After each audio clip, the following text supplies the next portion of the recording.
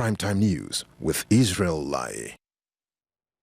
Good evening, and this is a Primetime News on the Joy News channel. Coming up, Minister designates for Gender, Children and Social Protection undergoes grilling at Appointments Committee over her stance on homosexuality in Ghana. President Mahama swears in first batch of ministers to serve in his administration and tells them it cannot be business as usual. PURC repeats its warning to the Ghana Water Company it will face sanctions if it fails to provide details about its planned rationing program. We also have business, sports, and the latest updates on the situation of actress Nanama McBrown, who was involved in a motor accident on the George Walker Bush motorway.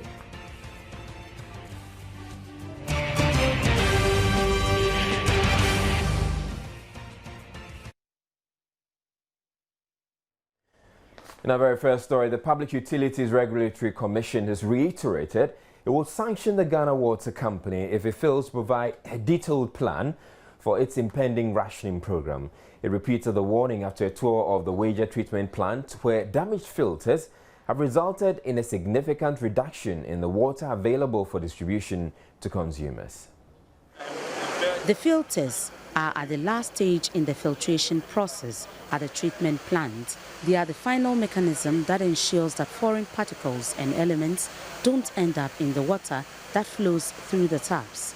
Of the 12 filters, only 8 are currently functioning properly, thereby reducing the amount of water produced at the plant.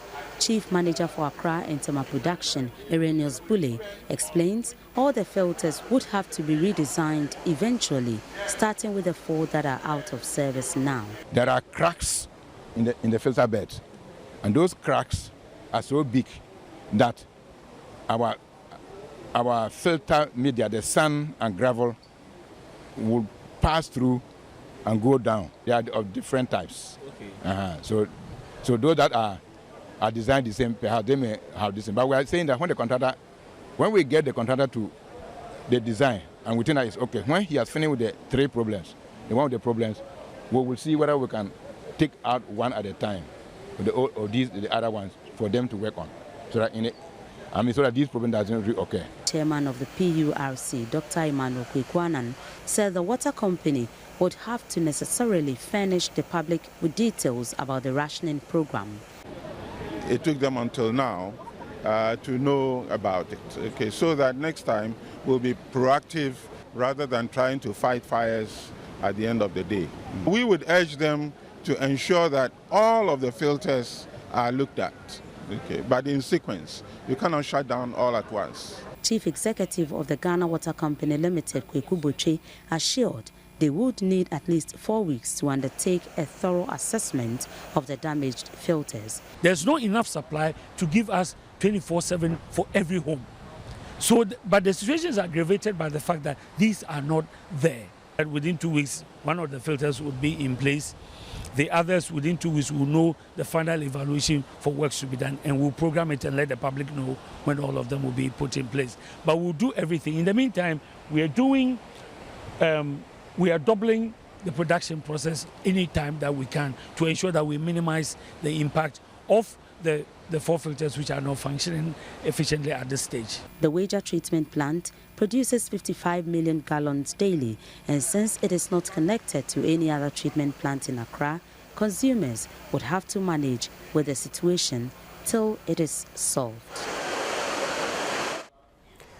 She was grilled, but will not back down on their defense of homosexuals and lesbians, insisting they have rights that must be protected and respected. For close to 3 hours, human rights activist Nana Iletha faced the Appointments Committee of Parliament, where she spent the majority of the time defending statements she had made on the protection of gay rights in Ghana. At the end of it all, Nana Iletha made it clear she has never been an advocate for the legalization of homosexuality in Ghana, but rather on the protection of their rights. Perhaps it was a vetting process that could be described as the battle of the brains. Members of the appointment committee were ready to unleash their arsenals on the human rights activist whose position on gay and lesbian rights have won her a lot of enemies than sympathizers, especially in the country where religious, moral and cultural values are deeply woven into the fiber of society that there are no rooms for compromises. But Minister-designate for Gender, Children and Social Protection, Nana Oye-Letha came prepared, and though her answers sometimes did not sit well with members of the appointment committee, she however did not fail in making her point very clear that lesbians and homosexuals have rights that must be respected and protected. Mr. Chair, I have never said that homosexuality should be promoted or that I will promote homosexuality. I have never said that homosexuality should be legalized. I'm a human rights lawyer, I'm a human rights activist, and I'm a human rights advocate. I stand for justice for everybody, and what I said was that the rights should be protected. The rights of everybody, including homosexuals, should be protected. Even before the vetting process swung into full gear, it was clear that the process was going to be a long and winding one when members started pointing out some inaccuracies in the 18-page CV she presented to them. Nana Oye-Letha agreed to withdraw the CV and furnish members with an abridged form. It was after then the real deal started, and questions about her supposed association with homosexuals came flying in from members of the appointment committee. The Catholic Church frowns on lesbianism and homosexuality. The Bible even condemns that practice. You are a very strong practicing Catholic. You're going to go to the Ministry of Gender, Women and Children. Do you, nominee, frown on homosexuality and lesbianism? My values are shaped by what I have read in the Bible and what I know in Catholic doctrine. And what I know is showing compassion for everybody. And that is exactly what I will do. In terms of the Bible and religion, what I have read is Jesus Christ came for the poor and the voiceless. Jesus Christ embraced Zacchaeus, who was an outcast. Jesus Christ embraced the prostitute at the well. And he said finally that love your neighbor as yourself. And he also said, for God so loved the world that he gave his only son. The qualifying sentence is, for God so loved the world. So how can I, being a Christian and a Catholic, not show compassion for everybody? I will show compassion and I'll defend human rights of everybody. Nana Oye-Letha made it clear to the appointment committee that the legalization of homosexuality or otherwise was up to society to decide. She also promised to continue her advocacy work that would ensure the right to information bill will be passed by the Mahama administration, while also promising to implement several other interventions that will see the reduction of the worst form of human rights abuses, including female genital mutilation, the witches' camp saga, and other negative cultural practices that affect both women and children.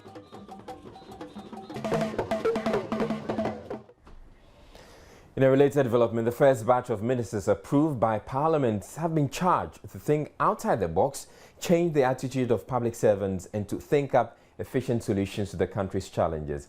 President John Mahama, who swore the 7 ministers into office at the castle today, also urged them to cut down on bureaucracy, shorten the time frame for delivery of projects, and adopt modest lifestyles.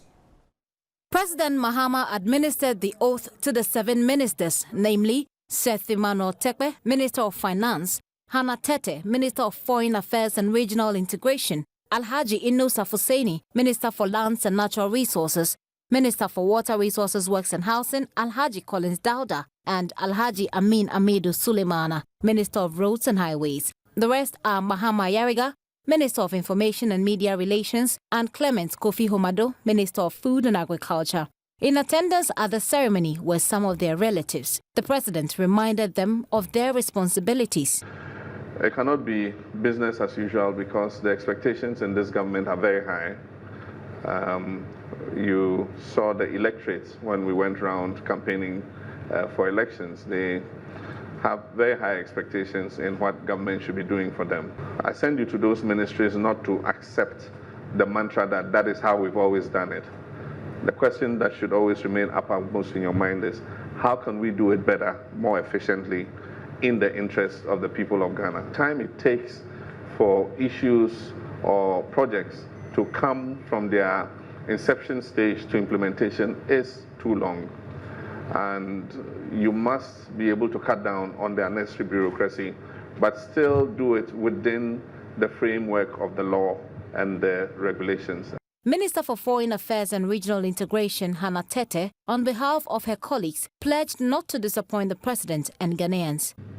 We have taken note of your call to modesty, humility, efficiency, decency, but more importantly, dynamism. This sends a signal not only to the public service, but to the people of Ghana and to our friends, that in this administration, they can expect things to happen not the same as it happened before. We live up to your expectations, and indeed the expectations of the people of Ghana. Also at the castle was a delegation from the Louis Dreyfus Group, an agro-commodity investor organization. Briefing the media after a closed-door meeting with the president, CEO Serge Schoen said although they expect to profit from their ventures in Ghana, their main objective is to help Ghana attain food security. What we would like to achieve here in Ghana is to help the country to reach self-sufficiency by contributing into the local production. So one of the first things that farmers need are fertilizer. So we have already launched a first investment, a multi-million-dollar investment in the fertilizer blender. And here in Ghana, we think that typically in cocoa there is still some increased yield that can be get, and there so Ghana should get a better production. Cocoa and hopefully in other commodities. He adds they are looking to provide advanced mechanisms to improve agriculture. Some of the newly sworn-in ministers have been talking about their immediate plans, while Minister of Lands and Natural Resources Alhaji Yunusuf Hussaini sees illegal mining as a top priority. His colleague Minister for Works, Housing and Water Resources Collins Dauda is looking to increase water production to address the over 80 million gallon deficit. He, however, defended the water rationing as announced by the Ghana Water Company. We've been charged by the president to think out of the box. We have to find solutions to the agitation for the return of lands. We have to find solutions to the depletion of our forest resources, and we have to stop the menace of Galamsey. And the stakeholder approach in the Galamsey operations is one sure way to end Galamsey activities in this country. The activities of these Galamsey operators occur in areas where district assemblies have jurisdictions. Now, the foreigners who are engaged in Galamsey activities, most of them come into this country by visas. Ministry of Interior, Ministry of Rural Development, Local Government Rural Development, Ministry of Agri, because the lands are being despoiled and farmlands are being taken over, and a lot more ministries to be able to deal comprehensively with the Galamsey issue. And you look at it from two angles. That is the production angle, where we have made significant investment over the past 4 years with a view of improving upon the production of water. But after production, that will not get the water to the consumer. You need to put in place solid distribution infrastructure to be able to get the water to the consumers. And that should be the bottom line. Because if you produce and people don't get to consume, you haven't done anything.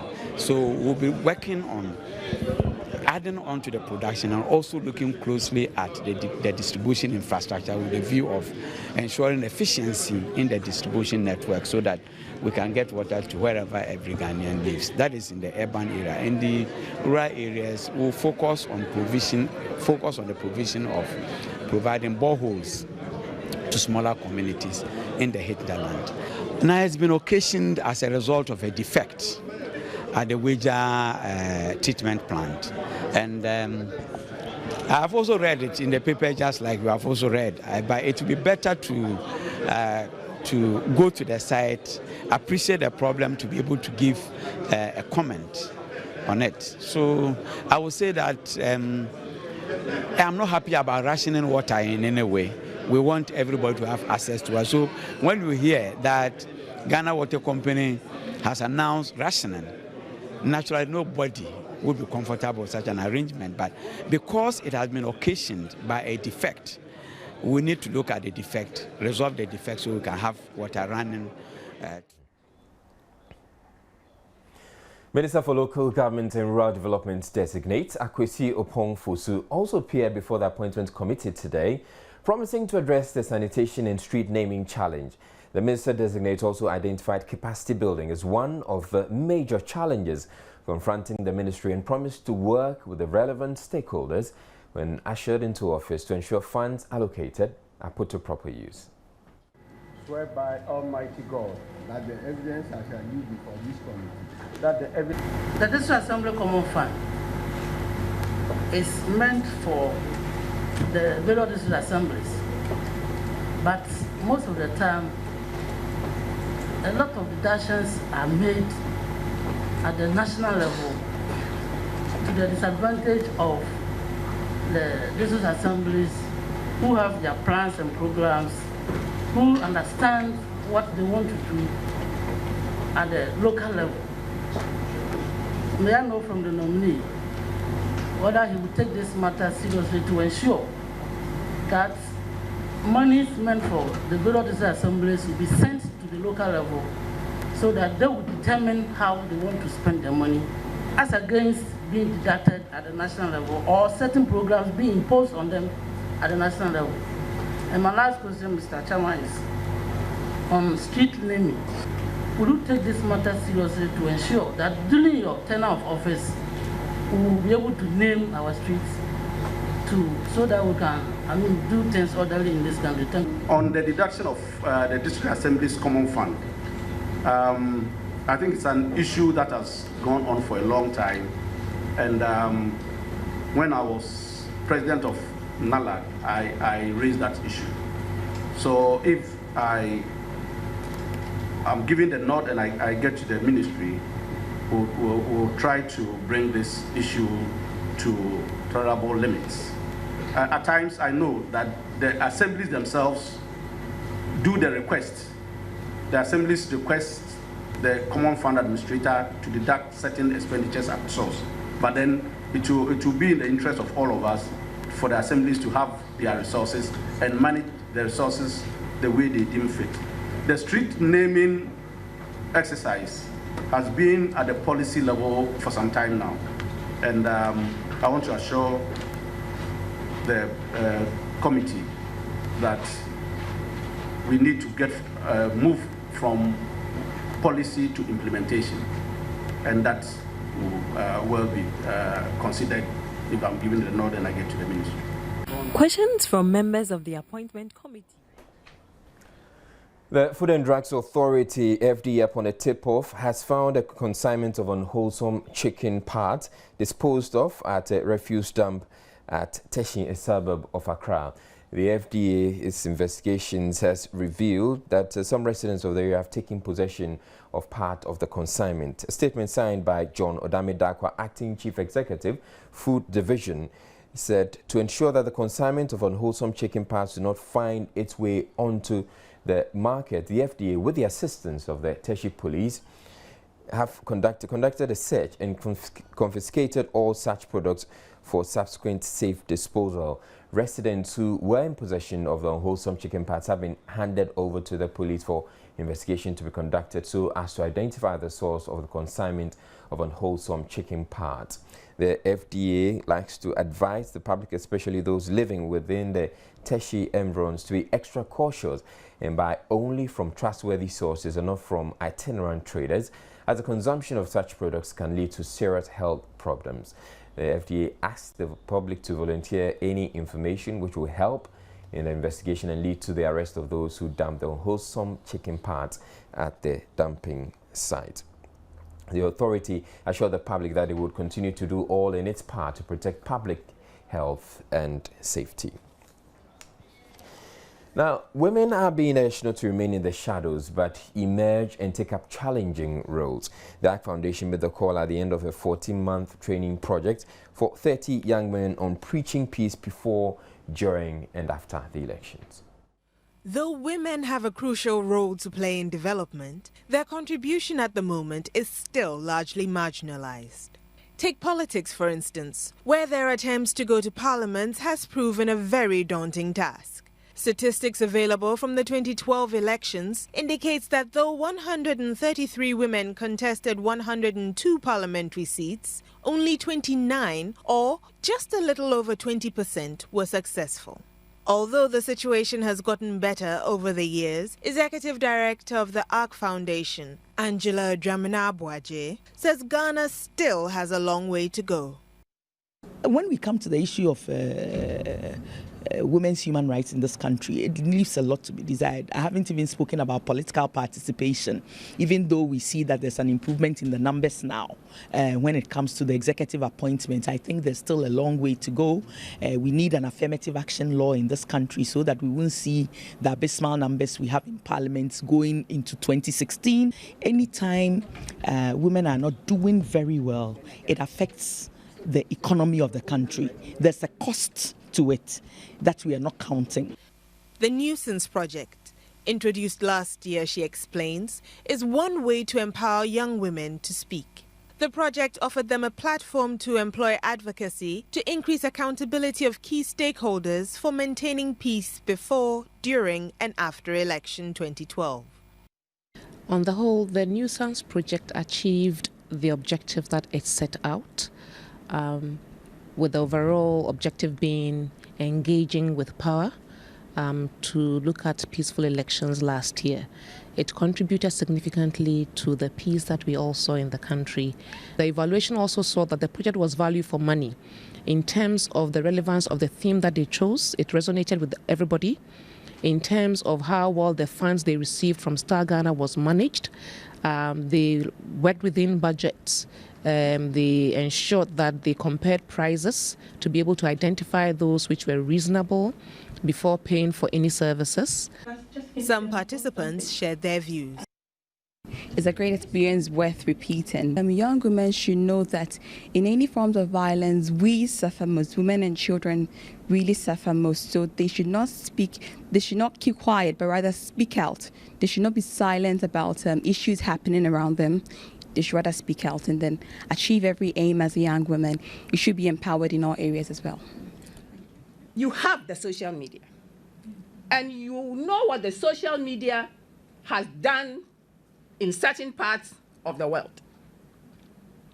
Use the social media to galvanize and maintain our peace. To the young women, the silence is broken. Use the voice. Use your skills so that the peace we talk about. Still to come in the bulletin, squatters around New Plan Railway Station indicates their readiness to move, and Fair Wages and Salaries Commission sets up committee to address all grievances relating to the single Squatters around the New Plan Railway Station say they are ready to move out if they can be housed elsewhere. The squatters concede living along the track exposing them to great risks, but add they have nowhere else to go. Matilda Nyakwa Dennis has more. The Ghana Railway Development Authority, together with the Accra Metropolitan Assembly, warned the hawkers and residents along the railway lines to vacate ahead of a planned demolition exercise to get rid of structures encroaching on the tracks. It was obvious from our visit that most of the structures have breached the 160 meters exclusion zone. At the Kwame Nkrumah Circle railway station here in Accra, for instance, business is booming around the tracks, with spare parts being the most popular items on sale. Abdul Latif Salifo has worked here more than a decade. He started off as an apprentice and graduated to build his own spare parts shop. He is of the opinion government has a responsibility to relocate them. We let the train to come, then we see how people are hanging around the train. More than 100 people, they are hanging, they are not inside. After the inside, there are more than 100 people hanging around, even in the front. They are just hanging around the train like that. They're supposed to fear the train, not we that survives here. You get me? If the train is coming, I can just move around, move back. After it goes, then I come back. But the only thing that they can do for us is to give us one place, all of us, one big place to go and do our business there. That's it. The squatters claim the only accidents that have occurred in the area were caused by stray animals. Israel Obed is a shoemaker from Kumasi. Even though he agrees the business prospect would make it difficult for him to relocate with his family, he says he will leave if he has a better place.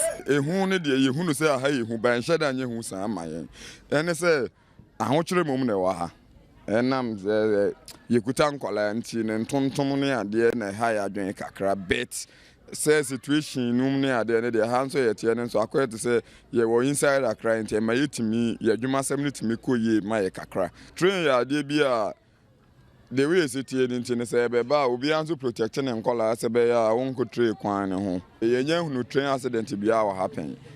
Yeah, better since 1982 me who train accident to pain. Yeah, mom, the here say.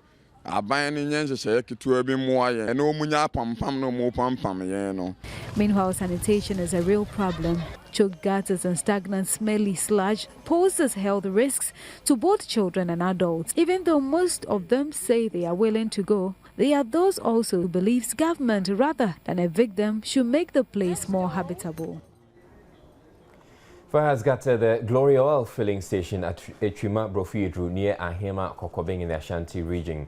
Whereas at the convenience shop at the filling station, 5 vehicles and 1 motorbike were all destroyed in the fire, even though no lives were lost. The vehicles involved included 1 cargo vehicle, 2 saloon cars and a tipper truck. The fire started at 12:55 p.m. on Wednesday. According to some workers at the filling station, the fire sparkled at the nozzle of the fuel tanker whilst it was discharging diesel. Attempts made to put out the fire proved futile. The driver of the tanker then managed to drive and park behind the filling station, where the fuel tanker caught fire and spread to the next building. A combined team of firefighters managed to bring the fire under control. An eyewitness, Ifye Jewa, spoke to Joy News. The minister for boys and son. No, some memorable timano. Emla able to na tanker biaba eba be load. Yehu yani se ja abafa tanker anymore. She and the driver ni biasen ko be save so entimi. No, or fast, a 2 car, the fetch, or send go be and so ne cars in the block. I want any more, me, driver the wire did, or bet me answer so, and a wire. Mahmoud Mohammed Nuruddin's report from the Ashanti region. The Fair Wages and Salaries Commission says it has set up a committee to address all agitations over the implementation of the single spine salary structure.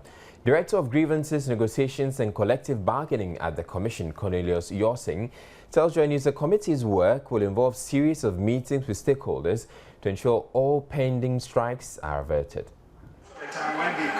Key amongst the agitations to be tackled is the concern of the doctors who are threatening not to attend to outpatient clinical services for a week, starting February 11, to be followed with a full-blown strike from the 18th of February. Their threat comes even as graduate teachers called off a planned action, also over their migration onto the salary structure, following an intervention by the Chief of Staff. Amongst the concerns of the doctors is the grading of specialists who are made medical superintendents and district directors of health services, reductions in the salaries of health professionals in January 2012, and discrepancies with their SNIT contributions. Cornelius Yosen, who admits to the discrepancies, says the committee will look into all grievances but says all parties must exercise restraint. You see, we know that doctors perform a very big role in our society. So we want to assure them that we recognize those areas that we think is real challenge, for example, in the area of the SNIT. And that's what we have set up a committee to look into it. Indeed, we are inviting them very soon together to look at it together. We are going to write to the members of the committee today, those that will set up the small committee to look at the issue of the SNIT today. The issue of the gates, as I've said, does not belong to us. The issue of the market, we went to the Labour Commission. Indeed, as I'm speaking, the National Labour Commission has invited us for a meeting when they heard about this. I think they gave them notice or something. So we are going there again to talk about it. Probably the Labour Commission will ask us to go back and sit and talk. We are looking at, you see, any issue will be resolved at the table. According to him, the committee has already commenced 8 sessions.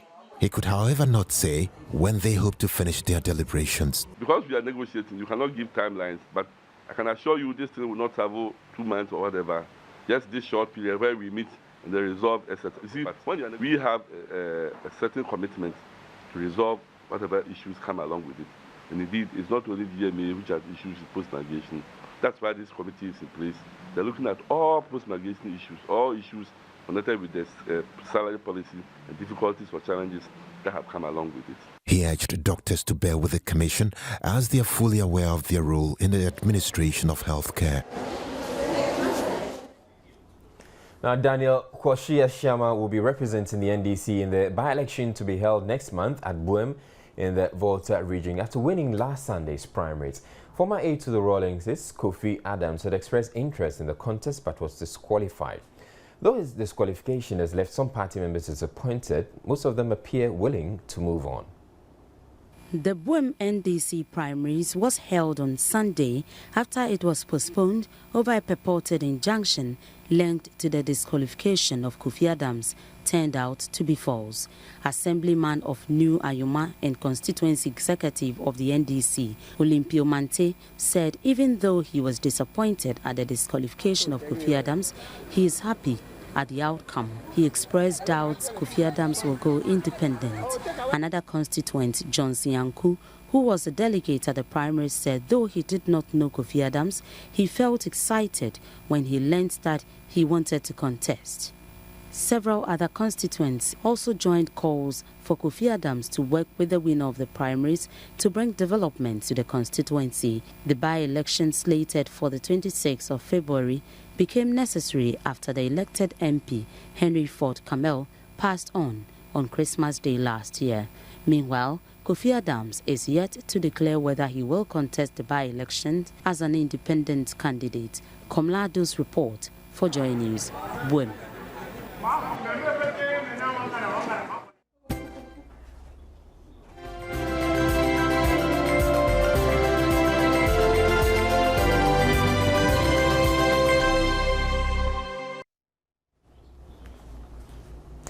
Now, Finance Minister Tekwe says the country would have to overhaul its structures and begin to do things differently to reflect its status as a middle-income economy. He was addressing the media shortly after he was sworn in at the castle today by President Mahama. Ghana has moved into a middle-income, strata, and what we have to do is to implement structures, systems, and procedures and laws that befit our status as a middle-income country, not as a developing country. This is a process, and this means that we have to find new ways, for example, collecting taxes, new ways of monitoring, our projects so that we reduce efficiency, and new ways of making sure that whenever we have to work with other sector ministers to implement projects, we do not waste resources in the process of. A court in the Netherlands has ruled that Royal Dutch Shell can be held partially responsible for pollution in Nigeria's Niger Delta region and ordered it to pay damages to one farmer. The court dismissed on Wednesday Shell's 4 parent out of 5 company allegations and the against the oil Netherlands and company. its Nigerian subsidiary, Shell Petroleum Development Company. It is the largest oil and gas company in Nigeria, Africa's top energy producer, with an output of more than 1 million barrels of oil per day. We now bring you some smart investment tips.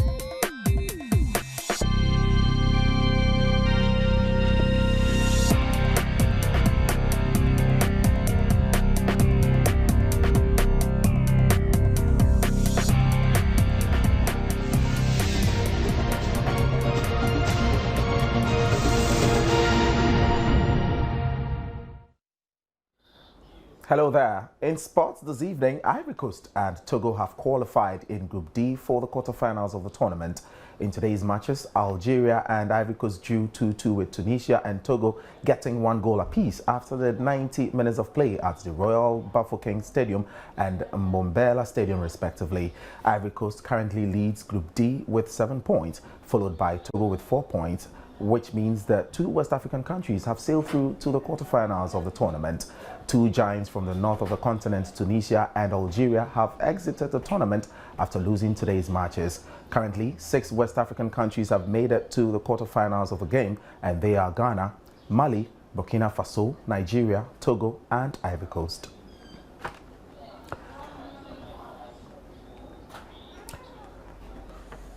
Still on the AFCON 2013, Morocco, Angola, Congo, Tunisia, Algeria, Niger, and the current champions of Africa, Zambia, are going home after not being able to secure a place in the quarterfinals. Now, the teams that have qualified for the quarterfinals from Group A through to Group D include Ghana, Cape Verde, South Africa, Mali, Nigeria, Ivory Coast, Burkina Faso, and Togo. The quarterfinals commence on Saturday, and the Black Stars of Ghana will play the Blue Sharks of Cape Verde at the Nelson Mandela Bay Stadium at 3 p.m, whilst host South Africa locks horns with Mali at the Moses Mabhida Stadium at 6:30 p.m. On Sunday, Ivory Coast takes on Nigeria at the Royal Bafokeng Stadium at midday, while Burkina Faso plays Togo at Mbombela Stadium at 7:30 p.m.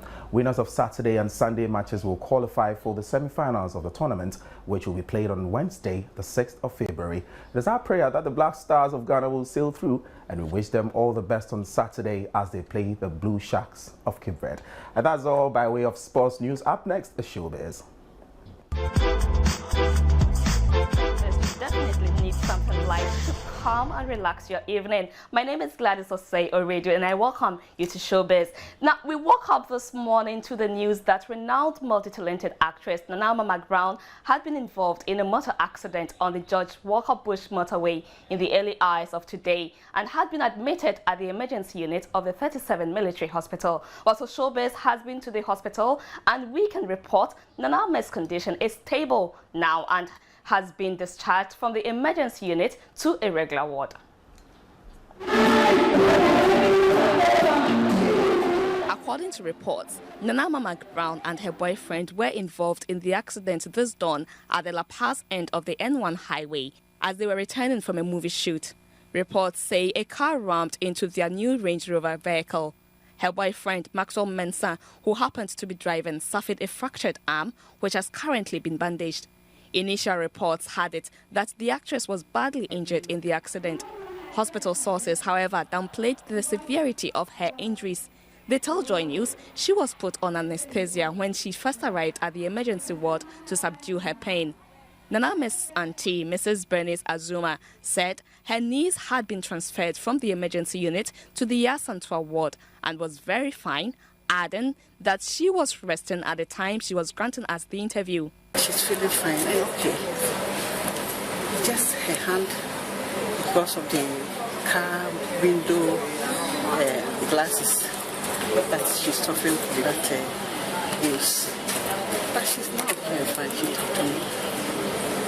She told me, Mom. There is, however, a little twist to the story. Initial reports say Nanama and her boyfriend, Maxom Mensah, were the only two occupants at the time of the accident. But Auntie Bernice tells us that there were 3 persons in the car. There were about 3 or 4. And the owner of the car dropped the others. Nanama is leaving far away, so she was going to drop it. Then they collided with some other car. That was all. Except the identity of the 3rd victim remains a mystery for now.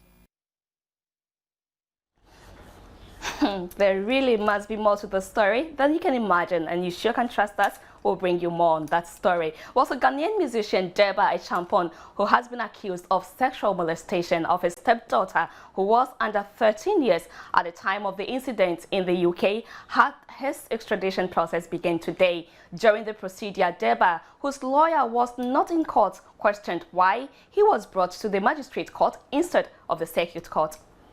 The Osu District Magistrate Court has begun the extradition of Deba, a Ghanaian musician who is accused of defiling and assaulting his stepdaughter in the United Kingdom. This was after the state had entered a nolle prosequi. A process to discontinue a matter at an Accra Circuit Court, where he was previously remanded lawfully into custody. At the Osu District Magistrate Court, Deba, also known as Richard Nimo, had the facts and charges read out for him, but the court did not take his plea. Deba, whose lawyer did not turn up, pleaded to know why he was brought before the magistrate court instead of the circuit court. According to him, he was only informed by the police that he would be put before the Osu court. He's currently facing 5 counts of defilement and assault under Ghana's laws, and raping a female under the age of 13 and assaulting a minor under the United Kingdom's laws. Showbiz shall keep you posted as the news unravels.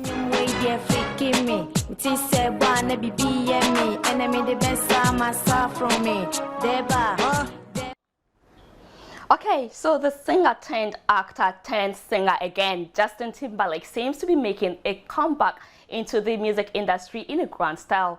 Come February 10, he takes the stage at the 55th Annual Grammy Awards, less than a month after dropping his comeback single,